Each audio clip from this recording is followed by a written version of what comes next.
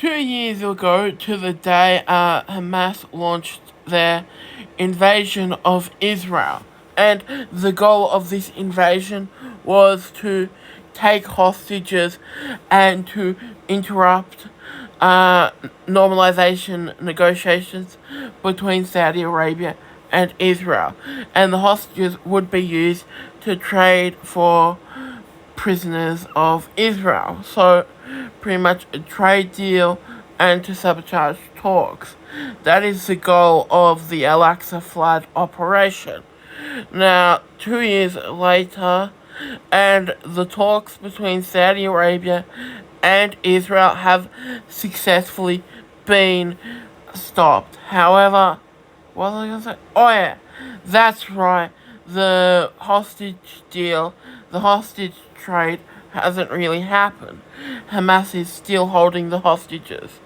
And the war lasting 2 years is actually not surprising in my opinion. Israel simply does not have enough willpower to occupy the Gaza Strip.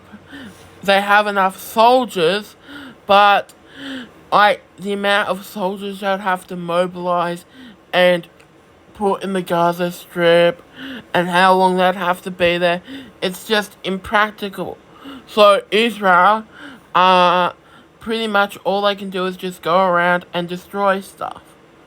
So, pretty much, yeah. And as for the war, there isn't much good information, good YouTube videos and stuff. This is because there is no money to be made.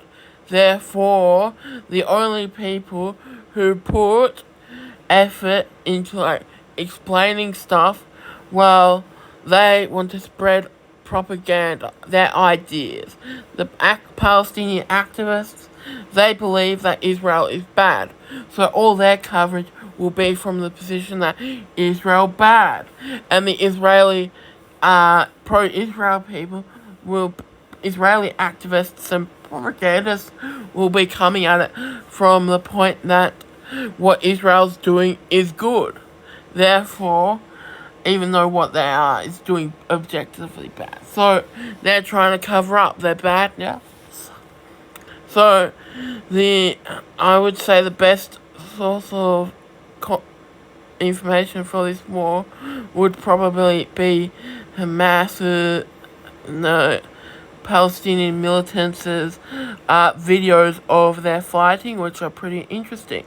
And if you look at those, at the start, it was the 105 RPGs, but now it's shifted towards handheld explosives and throwing them into the hatches of the Israeli tanks.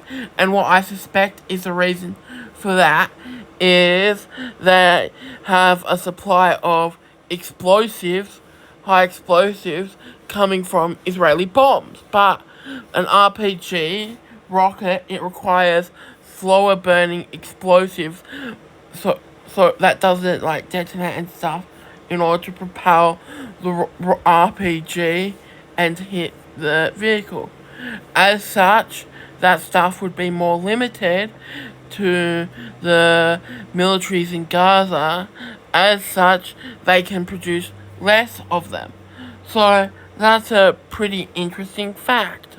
So I'd like to know, of course, unfortunately it's very secret, and and of course, if there's a documentary on how Gaza manufactures explosives in such bad conditions and stuff, it would obviously not be allowed on the mainstream web, because it would be spreading the knowledge of how to build explosives and stuff, and it'd just be destabilizing. So that obviously isn't going to end up on a mainstream site by YouTube. So you'd have to it would be suppressed pretty much.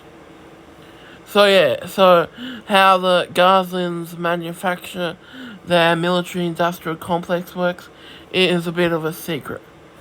So yeah, but what I'd really like is a video by a documentary or whatnot, not about the from a neutral military perspective on the operations on October 7th, 2023, because there isn't really that. So, pretty much, it's still not really a mystery and stuff. Of course, you got the stuff from the time, some stuff from the time, but that's good. Just like looking back, pretty much what I want is looking back with all the extra information we've got, and someone creating a well-produced video with map animations and lots of information and all that good stuff, explaining what exactly happened and how long did it take for Israel to take each settlement, and like really informative information pretty much. But because there is no money to be made, and no one is going to do that, and there isn't really much thing. So yeah, I don't have much more to say except I think that the war in Ukraine gets a lot of coverage, but and information. I don't have anything to say, really. Actually, I do have something to say. People should care more about the war in Sudan, and that is all.